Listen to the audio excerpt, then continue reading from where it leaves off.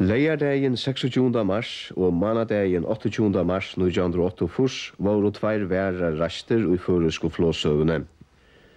Føroyingar nú suður komnir upp í flogvingina og í samstarvi við fyrirtøkuna Cimber í Sønderborg. Leigardagin kom flogferð hjá nýggja føroyska flogfelagnum Atlantic Airways fyrstu ferð í vår, og í gjár var fyrstu reglulegi túrur á rútuni úr Vágum til Keypmannahavnar. Føroyingar kunnu nú flúgva á egnum veingjum millum land, og nýggja felagi hevur sett sér fyri að bjóða betri tænastu enn danski kappingarneitin danir.